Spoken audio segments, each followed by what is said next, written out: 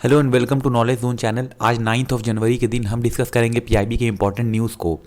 अगर आपको मेरा लेक्चर पसंद आता है तो प्लीज़ मेरे चैनल को लाइक करें, सब्सक्राइब करें, शेयर करें।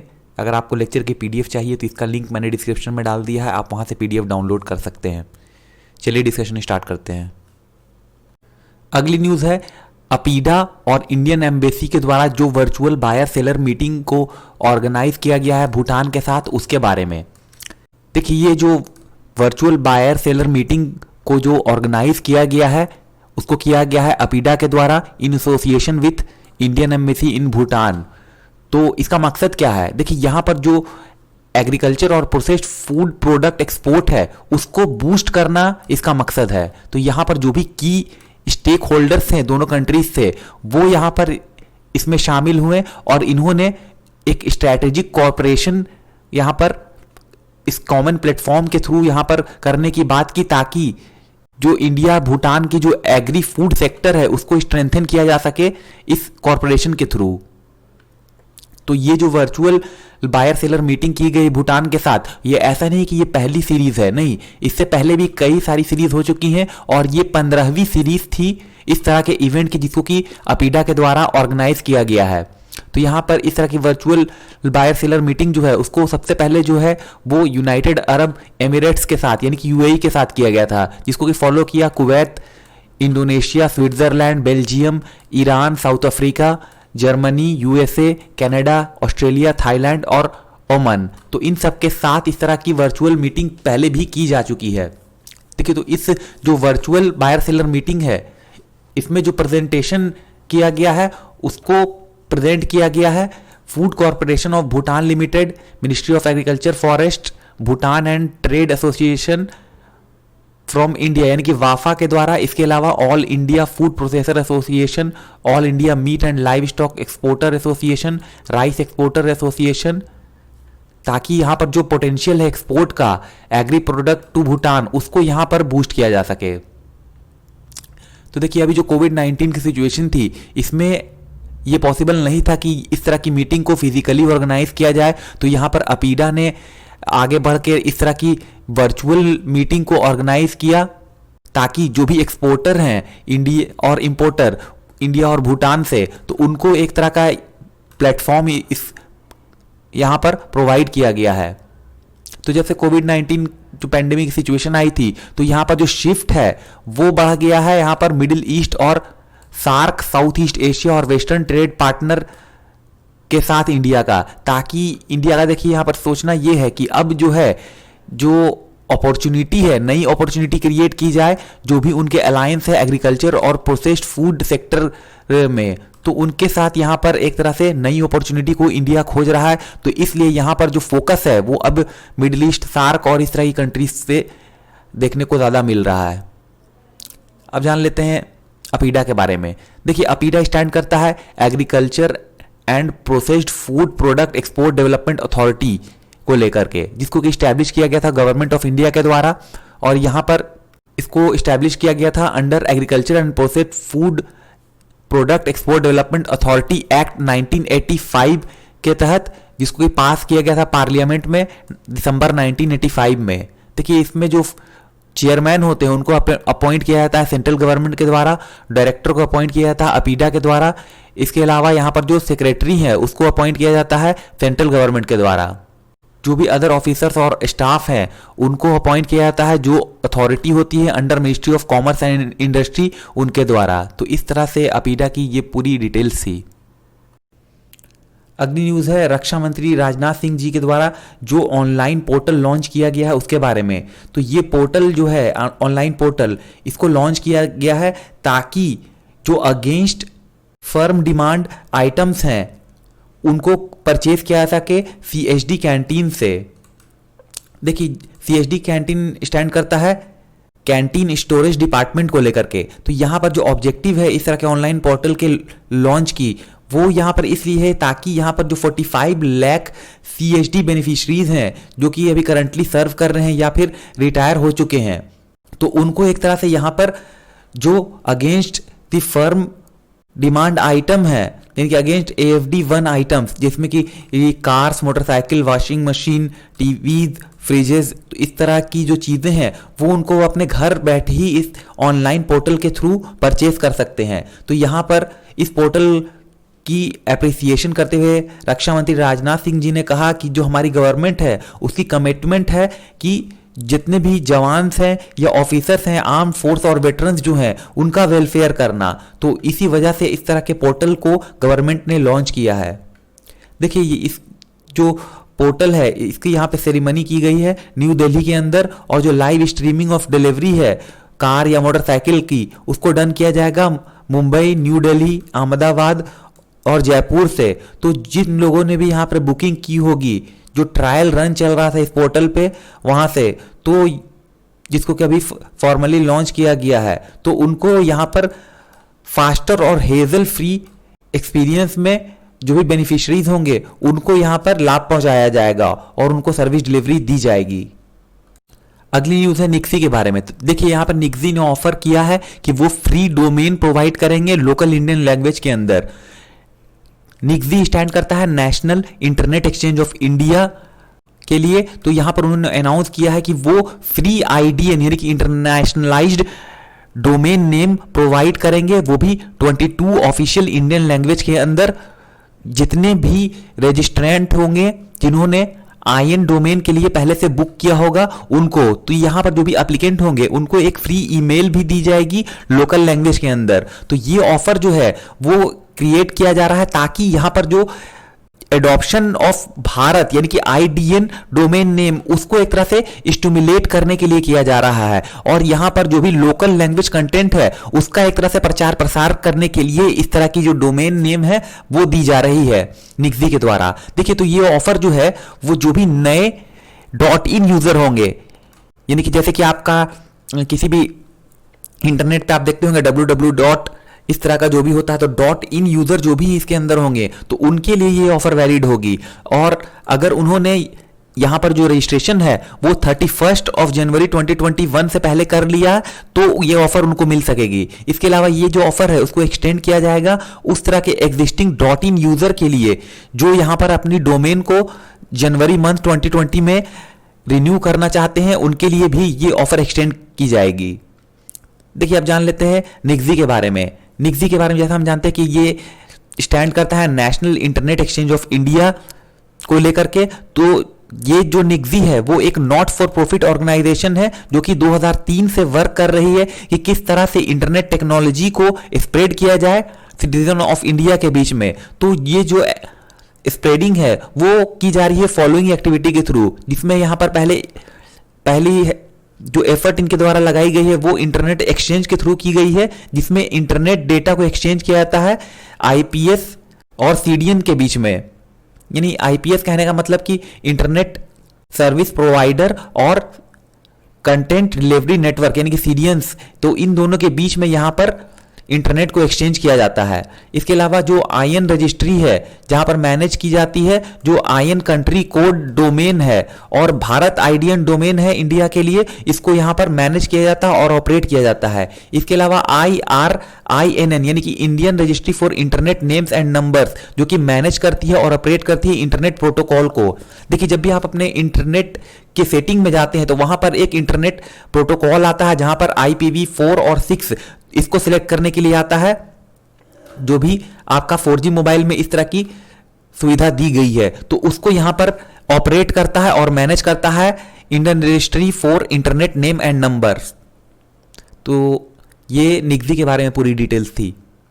अगली न्यूज़ है स्टेटस ऑफ एवियन इन्फ्लुएंजा के बारे में। देखिए यहां पर कंफर्मेशन दी गई है एवियन इन्फ्लुएंजा पॉजिटिव सैंपल्स की ICAR निषाद के द्वारा जो कि पंचकुला डिस्ट्रिक्ट में है हरियाणा के अंदर। तो यहां पर रिपोर्ट किया गया है पॉजिटिव सैंपल्स जो माइग्रेटरी बर्ड देखे गए थे जूनागढ़ डिस्ट्रिक्ट में उनके अंदर। इसके अलावा गुजरात में जो क्रोज पाए गए थे सवाई माधोपुर, पाली, जैसलमेर और मोहार डिस्ट्रिक्ट ऑफ राजस्थान के अंदर, तो इनकी जो सैंपल थी वो पॉजिटिव पाई गई थी। तो यहाँ पर डिपार्टमेंट ने सजेस्ट किया कि जो भी अफेक्टेड स्टेट हैं वो कंटेन करें डिजीज को एज पर जो एक्शन प्लान है एवियन इन्फ्लुएंजा के लिए उसको फॉलो करते हुए। तो यहाँ पर जो डिजीज है एवियन इन्फ्लुएंजा वो 6 स्टेट के अंदर है जिसमें केरला, राजस्थान, मध्य प्रदेश, हिमाचल प्रदेश, हरियाणा और गुजरात शामिल हैं।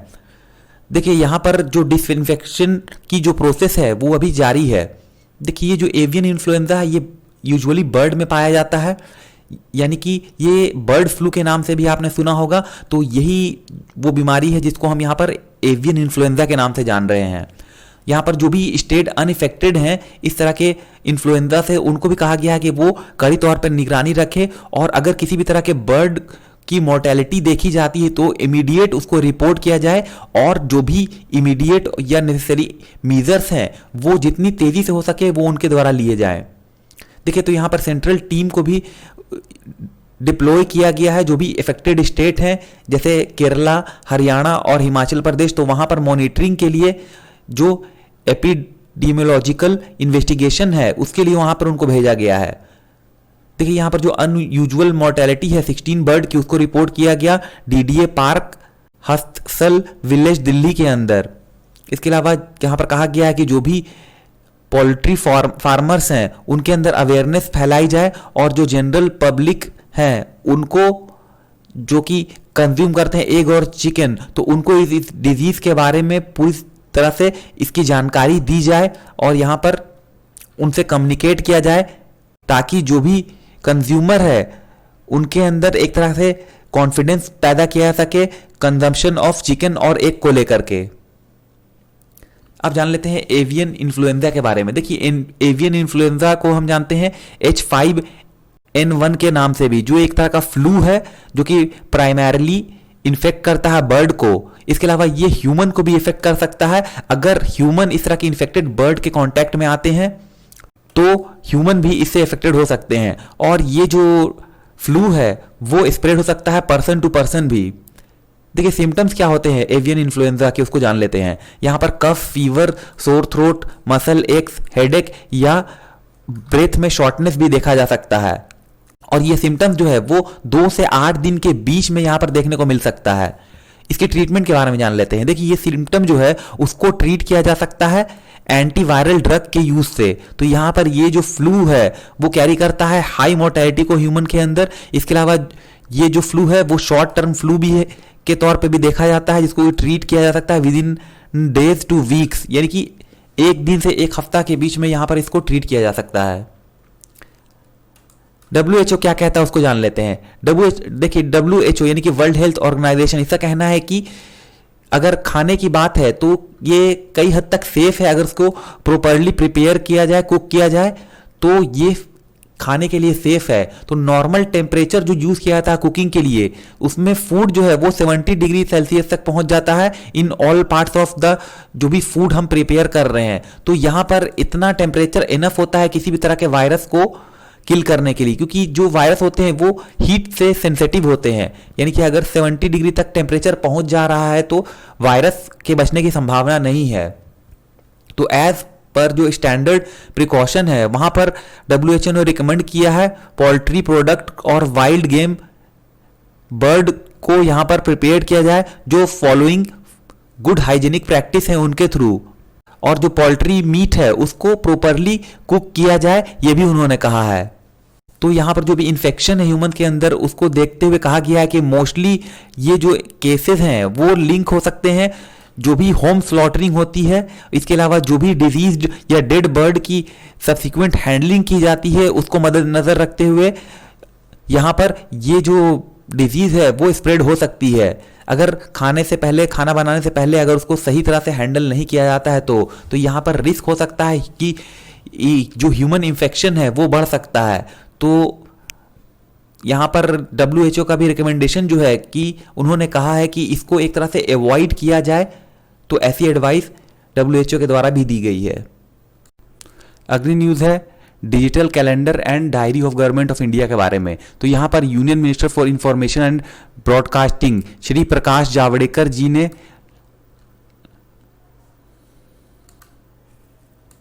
Digital calendar and diary of government of India app को लॉन्च किया है। तो वहां पर उन्होंने कहा कि जो पहले हमें ज़रूरत होती थी कि हम अलग अलग साल में अलग अलग कैलेंडर खरीदते थे और चेंज करना पड़ता था, तो वो सारी प्रॉब्लम यहाँ पर समाप्त हो जाएगी। सिर्फ आप एक बटन क्लिक करके इस तरह के ऐप को एंड्रॉयड और iOS मोबाइल एप्लीकेशन के तौर पर भी यहाँ पर यूज़ कर सकते हैं। और यहाँ पर कैलेंडर और डायरी ये दोनों चीज़ें यहाँ पर शामिल होंगी इस ऐप के अंदर। तो उन्होंने कहा कि ये जो ऐप होगा वो बिल्कुल ही फ्री होगा। इसके अलावा 11 डिफरेंट लैंग्वेजेस में अवेलेबल होगा 15 जनवरी 2021 से। फर्दर उन्होंने कहा कि ईच मंथ के अंदर जो कैलेंडर होगा वहां पर एक थीम होगी जिसको एक मैसेज के थ्रू एक्कम्पनी किया जाएगा, और यहाँ पर जो भी इंडियन फेमस पर्सनैलिटी होगी उसके बारे में लोगों को इन्फॉर्म किया जाएगा।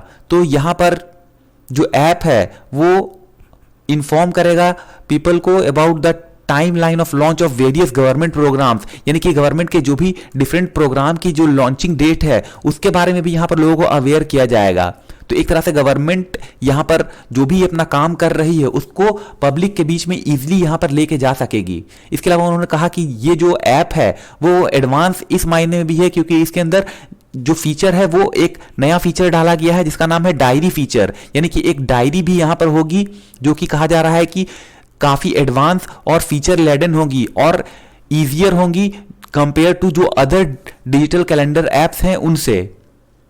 फर्दर उन्होंने कहा कि ये जो हमारी कंट्री की जो विजन है डिजिटल इंडिया की, तो ये डिजिटल कैलेंडर जो है वो उससे काफी इन लाइन है जो हमारे प्रधानमंत्री जी का विजन है उसको लेकर के।